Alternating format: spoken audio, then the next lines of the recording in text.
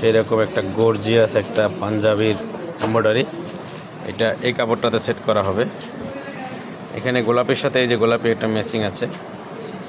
বানানোর পরে কেমন হয়েছে এটাও দেখাবো আপনাদেরকে ইনশাল্লাহ। এটার সাথে স্ন্যাপ বাটন হবে, ব্রাইট কালারের স্ন্যাপ বাটন। ঠিক আছে,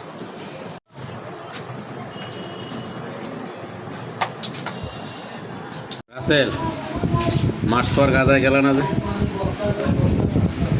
ফ্যামিলি অসুস্থ। তোমার ভাই বেড়াদার মার্চ পর গাজায় গিয়ে দেখলাম ঘোড়ার গাড়িতে করে বলতেছে যে ঘোড়ার গাড়িতে মানে ঘোড়ায় ফিরে যেতে হবে।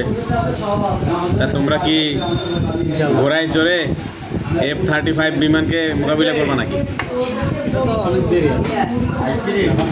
না, ওরা তো নবীজির আমলে ওদেরও ঘোড়া ছিল, নবীজিরও ঘোড়া ছিল।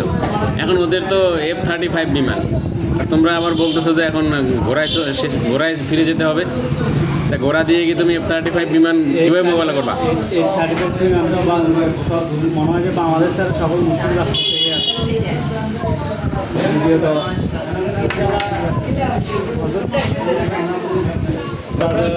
তারপরেই ঠিক আছে, ঘোড়ার আমল চলে আসবে, তরবারির আমল চলে আসবে।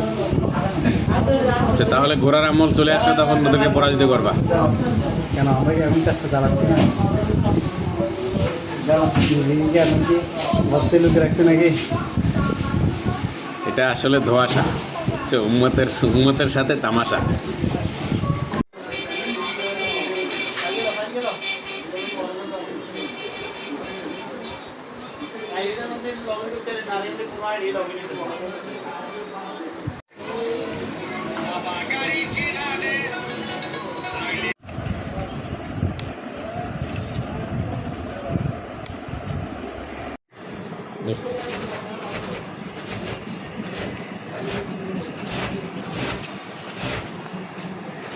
এটা হচ্ছে টেনশন চাবি। মাঝে মাঝে দেখা যায় যে সেলাই কুর করে উঠতেছে, কোটা করে উঠতেছে অনেক সময়। তো অনেকে এইটা লারা এখান থেকে করে আসে, টেনশন মোড়াতে থাকে। আসলে না, মাঝে মাঝে এখানে দেখতে হবে, এই যে এটার ভিতরে অনেক সময় ময়লা জাম হয়ে থাকে, কাপড়ে সুতার ডাস্ট। তখন এটাকে খুলে পরিষ্কার করে দিলে অনেক সময় দেখা যাচ্ছে ঠিক হয়ে যায়। মেশিনের এই নাটটার কি কাজ আমি আজ অবধি বুঝলাম না। এই যে নাটটা এখানে দিচ্ছে, এটা টাইট লুজও হলেও কিছু হচ্ছে না, টাইট হলেও কিছু হচ্ছে না। এটা কি কাজ আসলে? কেউ জেনে থাকলে জানাবেন প্লিজ। এই যে এটা আবার পুরোটা উঠেও না, পুরোটা উঠলেও কোনো প্রবলেম হয় না, নিচে নামলেও কোনো প্রবলেম হয় না।